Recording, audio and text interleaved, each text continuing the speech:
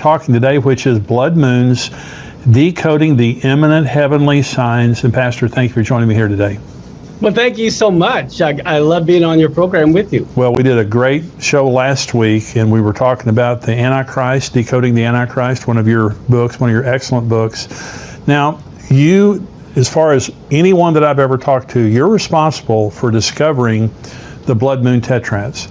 And, you know, the book of Joel talks about blood moons. Jesus said there'd be signs in the sun, moon, and stars and all of that.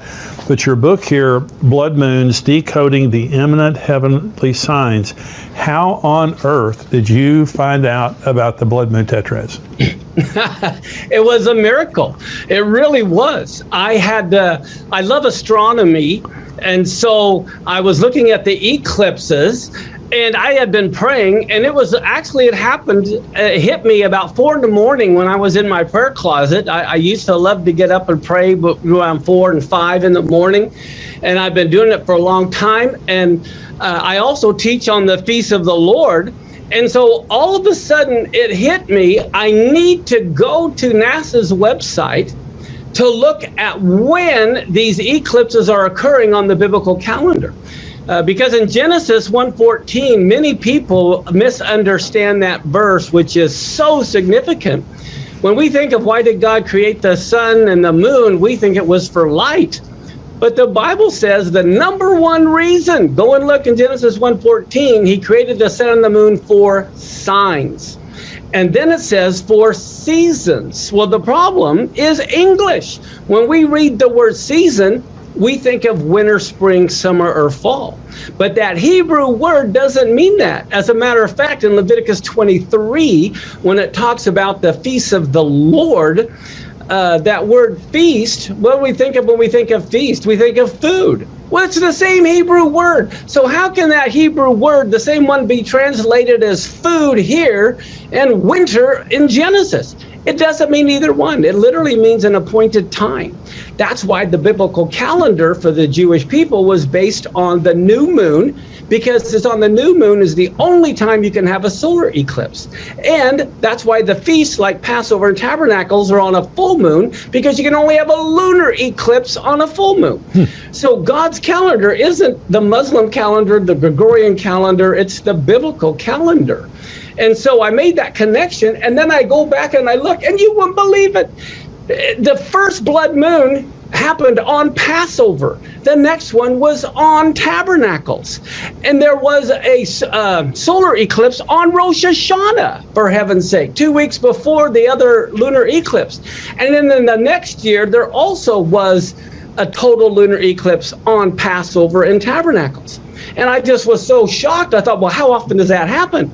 And I looked, and the time it happened before was 1967 and 68 when Israel captured Jerusalem.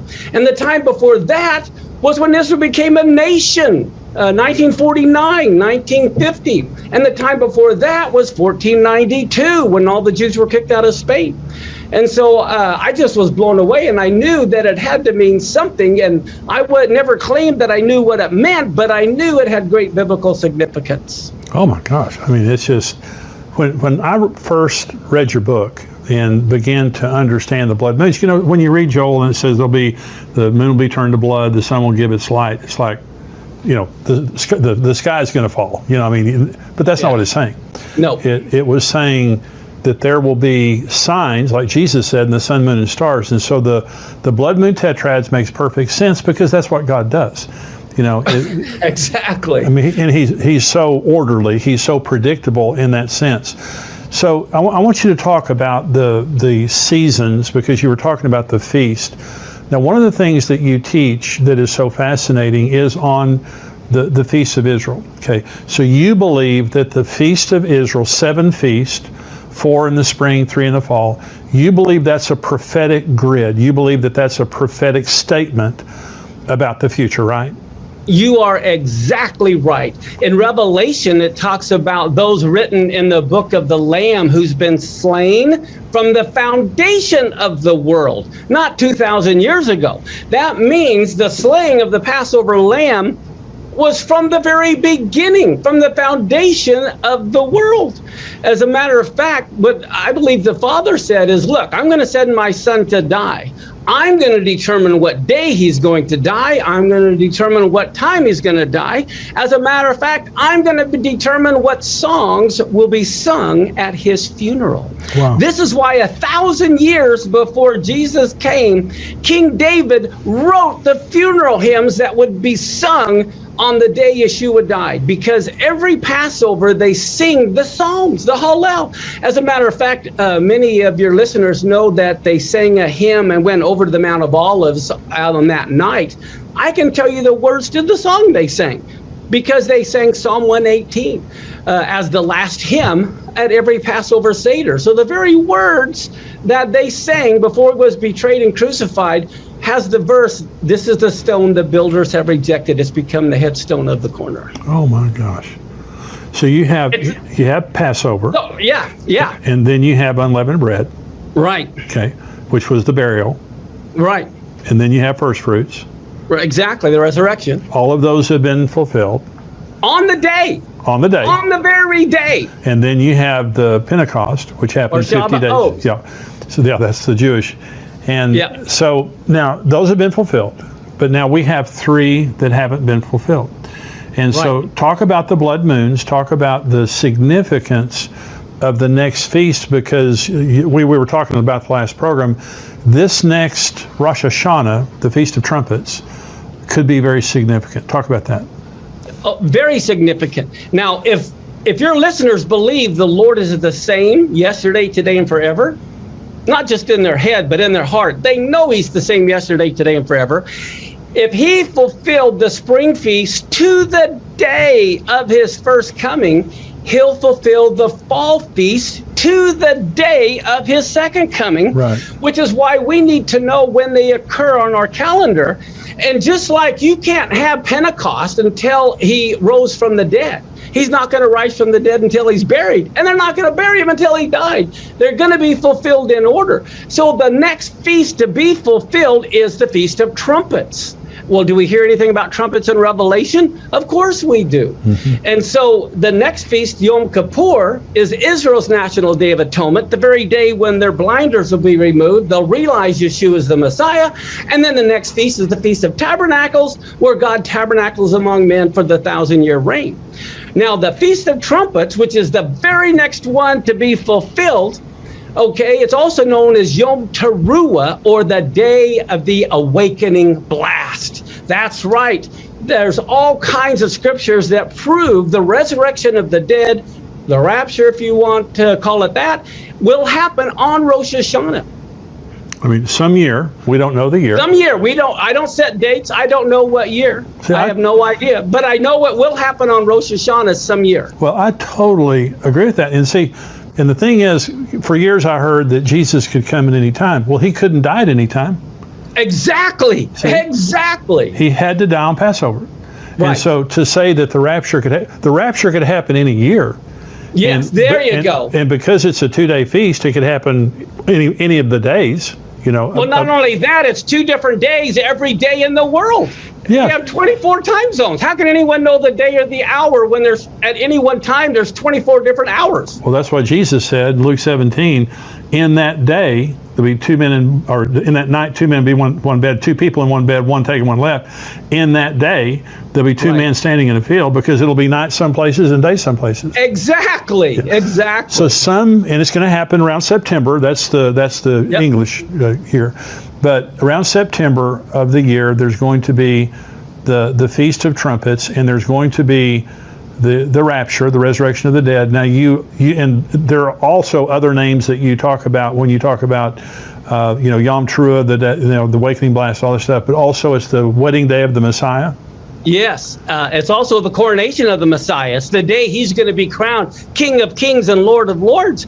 And in Leviticus 23, these feasts were called convocations, which in Hebrew is mikra, which literally means a dress rehearsal.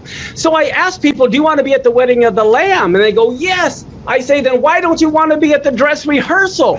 That's where we learn our part. Yeah. That's amazing. So let me go back to 2014 and 15, because we're talking about the blood moons. Sure. This is just such a significant point in time in human history that we're looking at. And what I say to people, Pastor, is You know, every generation has had a sign or signs. You know, Hitler was there, earthquakes, wars, but we're the only generation that has all the signs. Exactly. We have especially Israel, but we have a convergence of all the signs. So going back to Christopher Columbus, who was a Jew, and many people don't know that, but here's the way I've seen the blood moons, because there's 1492, 1493, 1949, 1950, 1967, 1968, and then 2014 and 15. So we understand the first three. But here's the way that I look at it. The 1492 and 1493 was the beginning of God bringing his holy people together. This is the first time since the AD 70 that we see the first beginnings of a gathering there. 1949, 1950 is the Holy Land. The Jews get back the Holy Land. 1967, 1968 is the Holy City of Jerusalem. 2014, 2015 that's the one, to me, is the Holy Temple. There has been, since in the last 3 months, there's been 11,000 Jews ascend the Temple Mount to pray, the most since 2,000 years ago. Okay, and so we're seeing a great activity in Jerusalem, the Temple Institute, the Temple Mount Faithful, different people. So what do you think about the feast of 2014 and 15? What do they mean? Is it significant for the temple? Does it have any other significance? I think it definitely could be temple related. The way I look at it from hindsight, I did mention this back then as well. But if you remember Joseph's dream, and Joseph was a type of the Messiah, there was 7 years of plenty followed by the 7 years of famine. I believe the 2014-2015 lunar tetrad was a warning of the 7-year cycle. When it ended, we would begin the 7-year famine or tribulation, which is why 2022 is so significant.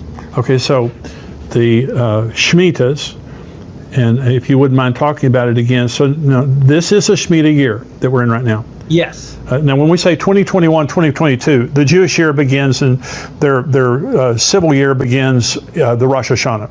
Yes. In September. Yes. Okay, so their new year began in September, and so now between now and next September, this is a Shemitah year. This is the 7th year. Yes. And you believe now again that the tribulation has to begin at the beginning of a Shemitah cycle, which is next September. Exactly. And I have a chart here. One of the things that I want to mention is how significant the first year of a Shemitah cycle is, and which will begin October of next year, right after Rosh Hashanah, because we're in the 7th year. But did you know both temples, Nebuchadnezzar destroyed the temple and Rome destroyed the temple, both in the first year of a Shemitah cycle? Wow. So both temples were destroyed then. The 1967 Six-Day War happened in the first year of a Shemitah cycle. The Yom Kippur War happened in the first year of a Shemitah cycle. Israel took out the Iraq nuclear reactor in the first year of a Shemitah cycle. The first Intifada was in the first year of a Shemitah cycle. The Israel-Jordan peace treaty was the first year of a Shemitah cycle. That's when the quartet began that wanted to divide the land. And I believe they represent the four horns in Zechariah that keep the land divided. And then the Gaza war and, of course, the stock market crash also happened the first year of a Shemitah cycle. And then we have the 2014-2015 blood moons, which was the end of a Shemitah cycle going into the beginning of a Shemitah cycle. And one other point I want to make, you could only blow the shofar on the year of in the year of Jubilee. Now, you got to remember, there's 49 years or 7 cycles. The year of Jubilee is always the first year of the next Shemitah cycle. Right. Well, 1973 Yom Kippur War, Yom Kippur is the day they blow the shofar announcing the year of Jubilee on Yom Kippur. And then we have the Yom Kippur War. Well, I believe that was probably a Jubilee year, which means next year also is a Jubilee year. Oh my gosh. So you believe if the tribulation does not begin next year, it has to wait till the next Shemitah cycle? Exactly. It has to begin because Daniel's Jewish. Sure. Okay. Well, too often Christians see the 7-year time period, they know, but it's not any random year. It can't start today. It can't start, on any Rosh Hashanah. It has to begin the first year of a Shemitah cycle. So the next year being the beginning of a Shemitah cycle and Jubilee. Exactly. I mean, that's huge. just huge. This is huge. Yeah. And so, when you talk about the Shemitah year, you're going by the Jewish calendar. Of course. And Yes. the way we know it's a Shemitah year is the Hebrew years divisible by 7. It's really simple. Yeah. And I heard you say that one time, and it embarrassed me. It was so simple. I was like, why didn't I think of that? But so next year is a huge, huge year, and that's what you're saying. Yeah. I tell you what, all your listeners need to get ready. Well, I have a very special announcement, and that is I've been telling you for a while that we have a new book coming out that's called Where Are the Missing People? And it's a book that you leave behind for people who are left behind after the rapture. This is something that would tell them what just happened. It explains the rapture to them. It leads them to the Lord. It tells them how to be baptized, how to read the Word of God, how to navigate the end times, the things that are happening in the world during the tribulation, the things that are going to happen. It literally is just a survival guide for people who have been left behind and are living during the tribulation. I know you have family members and friends and just people maybe that you don't know, but they're going to be going through your stuff. If you're a Christian and you have been raptured, they're going to be in your home, they're going to be in your office, they're going to be in your car. And we want to give you the opportunity to have this book that you can have laying around that says, where are the missing people? That's where the number one question that's going to be on people's minds after the rapture is, where are the missing people? Where all those people go? So this is a book that you can prominently display, and it's an attractive book that you can prominently display in your home, in your office, in your bedroom, in your car, wherever you want to put it, to where people would be able to find it after the rapture and during the tribulation, to lead them to the Lord and give them instruction on how to navigate those unbelievably difficult days. Now, if you're a subscriber to endtimes.com, we're going to give you a free ebook. Okay, you don't have to pay anything for it. We'll give you a free ebook, Where Are the Missing People? If you'd like a physical copy of the book, it's missingpeoplebook.com, and you can order a copy or copies there. If you're not a subscriber, you can go to missingpeoplebook.com, get a copy, get 3, get 8, and lay them around your house, your apartment, wherever you want to put them, and just to make sure that you have those represented where people will be after the rapture. And so this is something we're very excited about because, honestly, it's just, if we leave and don't leave a message behind for those people who are left behind, it's just, it's not right, because we know that there's going to be billions of people left behind after the rapture. So for every believer who is thinking about people who are left behind, this is a great opportunity. If you're a subscriber, free ebook. You can get the physical copies, missingpeoplebook.com. If you're not a subscriber, you can buy as many of the copies as you want, missingpeoplebook.com. But we're very excited. This book is just about to come out. You can pre-order it right now, missingpeoplebook.com. As soon as it comes out, we'll send you a copy, and it's just going to be